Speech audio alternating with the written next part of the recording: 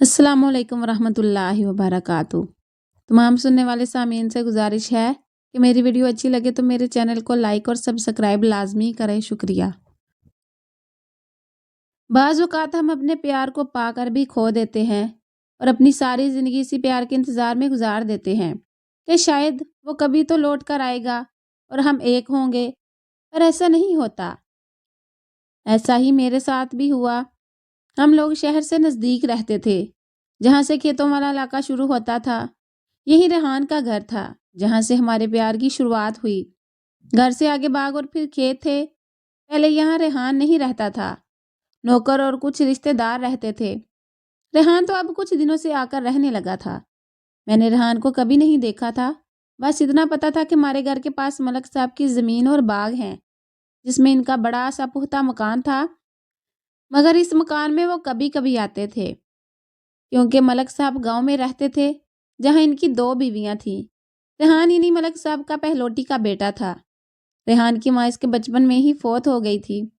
उसको सौतेली माँ ने पाला था, जिसकी कोई औलाद ना थी। अलबत्ता रेहान की तीसरी सौतेली माँ इससे जलती थी और इसके लिए तरह तरह के मसाइल पैदा करती रहती थी, जिसकी वजह से रेहान घर से बाहर रहता था। पहले वो शहर के हॉस्टलों में रहा। जब तालीम मुकम्मल कर ली तो इसके वालिदैन ने इसके हिस्से की ज़मीन और जायदाद इसके सुपुर्द कर दी। इस तरह रेहान माली लिहाज से एक हद तक खुद कफील हो गया। रेहान के हिस्से में जो ज़मीन, मकान, बाग और खेत आए, ये वही थे जो हमारे घर के नज़दीक थे। उनकी देखभाल के लिए वो खुद भी आकर रहने लगा। रेहान अपने बूढ़े नौकर के साथ अकेला ही रहता था, लेकिन मुझे इस बात का पता नहीं था, क्योंकि मैंने यहाँ अपने पड़ोस में रेहान को पहले कभी नहीं देखा था। अलबत्ता मलक साहब को ज़रूर देखा था। उस दिन मैं भी घर में अकेली थी। सिर्फ मेरा छोटा भाई फाहद मेरे साथ था। किचन में कोई काम कर रही थी कि फाहद न जाने किस वक्त घर से बाहर निकल गया। वो घर से निकलकर सीधा पड़ोस में चला गया, क्योंकि बाग का फाटक अक्सर खुला रहता था। फाहद पहले भी किन्नू और माल्टे तोड़ने के शौक में बाग में घुस जाया करता था। उस वक्त नौकर वगैरह होते, जो फाहद को पड़ोस का बच्चा समझकर कुछ नहीं कहते थे, लेकिन आज नौकर के बजाय मालक ने इसको माल्टे के दरख्त पर चढ़ते हुए पकड़ लिया। हमारा किचन बाग की दीवार के साथ ही था। अचानक मुझे अपने भाई की चीख सुनाई दी। बर्तन जो मैं धो रही थी मेरे हाथ से गिर गया। मैं नंगे पांव दौड़ती हुई ऊपर छत पर गई। जाकर देखा कोई शख्स बाग में मेरे भाई को पकड़े खड़ा था। उस आदमी की पीठ मेरी जानब थी। मैं समझी कि मलक साहब का कोई रिश्तेदार या मेहमान है। मैंने छत पर से ऊंची आवाज में कहा, बाबा जी मेरा भाई है, इसको छोड़ दो। मैं समझ रही थी कोई बूढ़ा होगा। वो बगैर मेरी तरफ मुंह किए बोला, जरा नीचे आकर अपने भाई की चोरी तो देखो, कितने फल इसने उजाड़ डाले हैं। घर में कोई ना था, इसलिए मुझे हिफात को छुड़ाने जाना पड़ा। जब मैं बाग के अंदर दाखिल हुई तो देखा सामने एक उजला उजला खूबसूरत नौजवान खड़ा है। उसने मुझे देखते ही हिफात को छोड़ दिया और दौड़कर मेरे पास आ गया। मैं इसको लेकर वापस जाने लगी तो रेहान ने कहा कि आप हमारे घर पहली मर्तबा आई हैं, ज़रा बैठिए तो सही, आइए कमरे में आ जाइए। मैं फात का हाथ पकड़े हुए इसके मकान में चली गई। उसका ड्राइंग रूम बहुत खूबसूरती से सजा हुआ था। उसने मुझे सोफे पर बैठने का इशारा किया और खुद कुर्सी पर बैठ गया। मैं बहुत डरी बैठी थी। वो बोला कि आप डर रही हैं क्या? मैंने कहा जी नहीं, मैं डर तो नहीं रही। फिर आपकी आवाज़ को क्या हो गया है? तभी इसका नौकर आ गया। रेहान ने इसको काफ़ी लाने को कहा। वो ट्रॉली में फल, बिस्कुट, मिठाई और काफ़ी ले आया। मैं अपनी इतनी खातर मदारात देखकर हैरान हो गई, क्योंकि मैं समझ रही थी कि वो मुझ पर खफा होगा, क्योंकि मेरे भाई ने इसके बाग में चोरी की थी और मैं चोर की बहन थी। मगर ऐसा नहीं था, बल्कि मेरी बड़ी इज्जत अफजाई हो रही थी। उसने मुझे काफ़ी बनाकर दी। काफ़ी पी लेने के बाद उसने कहा, आप जा सकती हैं। जब मैं इसके कमरे से उठकर जाने लगी तो मेरा पाँव लड़खड़ाया और मैं गिरने लगी, तो इसने मुझे गिरने से बचा लिया और बोला, आपको क्या हो गया है? बहुत घबरा रही हैं। उस रात मुझे नींद ना आई। मैं वाकई घबराहट का शिकार थी। रह रह कर दिल घबराता था।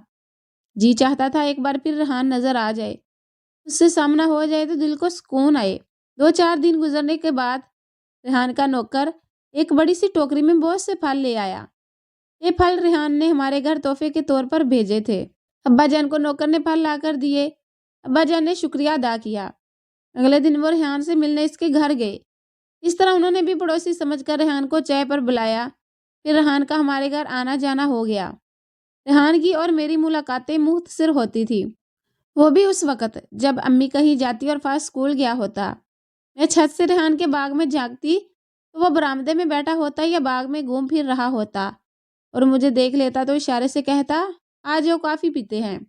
मैं जाती, मगर बस 5-10 मिनट बैठकर आ जाती। इस तरह हम मोहब्बत करने लगे। जल्द ही मेरे वालिदैन ने महसूस कर लिया कि मुझे रेहान का ध्यान रहता है। वो जब भी हमारे घर आता है, मैं दौड़कर इसके लिए चाय बनाने लगती। मैं अपने जज्बात और खुशी को छुपाने से कासर थी। उसके पाँव की चाप पहचान कर ही मैं खिल उठती थी। अम्मी ने अब्बू को सलाह दी कि रेहान अच्छा लड़का है, क्यों ना हम अपनी लड़की के लिए इस रिश्ते को हासिल करने की कोशिश करें। मेरे वालिदैन को कोई कोशिश ना करनी पड़ी, क्योंकि मैंने रेहान को बता दिया कि वालिदैन इस रिश्ते पर राजी हो जाएंगे। तुम रिश्ता मांगो। वो कहने लगा, मैं तुम्हें पसंद करता हूँ और मेरी आरजू है कि मैं तुमसे शादी करूँ, लेकिन मेरे बड़े ना मानेंगे, क्योंकि हमारे यहाँ जायदाद की वजह से खानदान से बाहर शादियाँ नहीं होती। अगर तुम्हारे वालिदैन इस बात पर राजी हो जाए कि मेरे बुजुर्गों की शमूलियत के बगैर ही तुम्हारी शादी मुझसे कर दें, तो फिर ये रिश्ता हो सकता है। मैंने कहा, तुम मेरे वालिदैन से रिश्ता मांग कर तो देखो, तुम खुद महतार हो, मेरे वालिदैन क्यों ना राजी होंगे। मेरे कहने से रेहान ने मेरी अम्मी से मेरा रिश्ता मांग लिया। अम्मी ने कहा, गुलनाब के अब्बू से बात करूंगी। अम्मी ने अब्बू से कहा, वो बगैर बुजुर्गों की शमूलियत के मेरा रिश्ता रेहान से तय करने पर राजी ना थे, लेकिन अम्मी जान ने अब्बू से बात मनवा ली। अब्बू ने रेहान को घर बुलाया और तमाम बातें तय हो गई। रेहान ने अब्बू के सामने ये वादा और इकरार किया कि जब तक मेरे वालिदैन इस शादी को तस्लीम ना कर लें, आपकी लड़की को मैं गाँव लेकर ना जाऊँगा और मैं ज़िंदगी भर दूसरी शादी भी ना करूँगा। बस यही 2 बातें अब्बू ने मनवाई, जो रेहान ने बिला तामिल मान ली, और मेरी शादी अब्बू ने अपने दोस्तों को बुलाकर रेहान से कर दी। रेहान की तरफ से इस शादी में इसके चंद एक दोस्तों के सिवा कोई शामिल ना हुआ। एक तरह से ये शादी इसने अपने अजीजों और रिश्तेदारों से छुप कर की थी। रेहान के पास रुपए पैसे की कमी ना थी। कुछ अरसे तक तो वो मुझे साथ लेकर मरी, एबटाबाद और दूसरे खूबसूरत इलाकों की सैर कराता रहा। फिर हम घर आ गए। सुबह अम्मी के घर में रहती थी, क्योंकि गांव से अचानक रेहान के रिश्तेदार यहाँ अजीज आ जाते थे, और रेहान भी कुछ दिन इनसे शादी को पोशीदा रखना चाहता था। बता रात को मैं अपने घर चली जाती थी। रेहान ने मुझसे कहा कि मैं शहर के एक बेहतरीन इलाके में प्लाट खरीद कर जल्द ही तुम्हारे लिए एक अलहदा कोठी बनवाऊंगा, फिर हम सुकून से वहां रहेंगे। 2 माह बाद शहर का चक्कर लगाने जाता था और मुझे कहकर जाता था कि फला दिन आ जाऊंगा, और फिर रेहान वाकई इस दिन आ जाता था। मुझे उस पर पूरा भरोसा था। मैं समझती थी कि दुनिया में और सब कुछ हो सकता है, लेकिन ये कभी नहीं हो सकता कि रेहान कभी मुझे धोखा दे। हमारी शादी को सिर्फ 1 साल हुआ था कि एक दिन ऐसा आया कि रेहान मुझे कह कर गया कि मैं फला दिन लौट आऊँगा, और वो ना आया। मैं बेचैनी से इंतज़ार कर रही थी। वो दिन गुजरा, इसके बाद कई दिन गुजरे, यहाँ तक कि हफ्ते महीनों में तब्दील होने लगे और रेहान ना लौटा। मैं गम से निढाल हो गई। मैं खुशहाल घराने की इकलौती लड़की थी।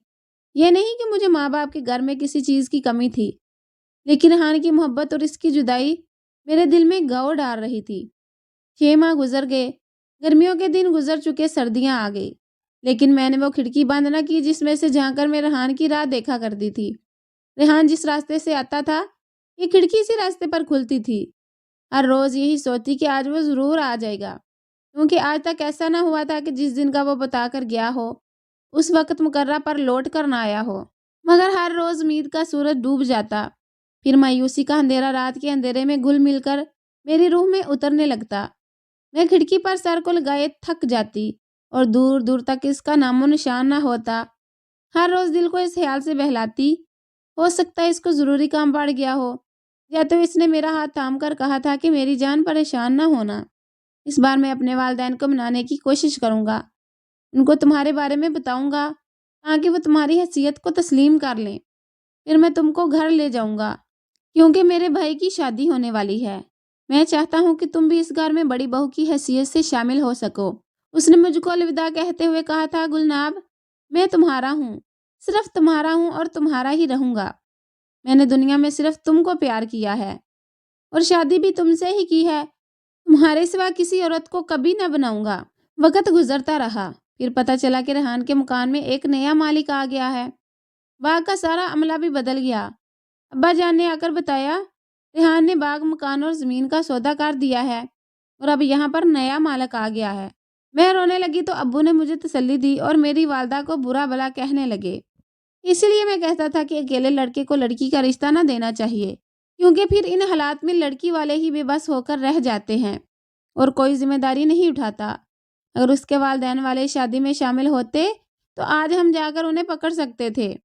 ہمارے یہاں ایک لڑکی کی شادی ایک لڑکے سے نہیں ہوتی، بلکہ ایک خاندان کی دوسرے خاندان سے ہوتی ہے۔ امی سر جھکائے بیٹھی تھی، وہ اب کیا جواب دیتی؟ انہوں نے میری خوشی کا خیال کیا تھا۔ وہ کیا جانتی تھی کہ ریحان جو ان کی بھی اتنی عزت کرتا تھا اس طرح دھوکہ دے جائے گا۔ بہرحال کسی نہ کسی طرح ابا جان نے اپنے آدمی کو ریحان کے گاؤں بھیجا۔ اس نے آ کر بتایا کہ ریحان کی حال ہی میں اس کے والد نے اپنی بھتیجی سے شادی کر دی ہے اور وہ اپنی دلہن کو لے کر امریکہ چلا گیا ہے۔ یہ خبر سن کر میں صدمے سے گر پڑی۔ ایسا لگتا تھا کسی نے میرے کانوں میں گرم گرم سیسا انڈیل دیا ہو۔ میرا دل بند ہونے لگا۔ ماں نے سہارا دیا اور باپ نے سمجھایا، مگر دل کسی کے سمجھانے کی چیز تو نہیں۔ عمر گزر گئی، اس کو سمجھاتے سمجھاتے آج تک اپنی محبت کو نہیں بھلا سکا۔ حالانکہ اس بات کو اب 16 سال کا طویل عرصہ گزر چکا ہے، مگر آج بھی کھڑکی کھلی ہے اور میں روز ہی اس میں سے جھانک کر اپنے من چاہے محبوب کا انتظار کرتی ہوں۔ شاید کبھی اس کو میرا خیال آ جائے اور وہ لوٹ آئے۔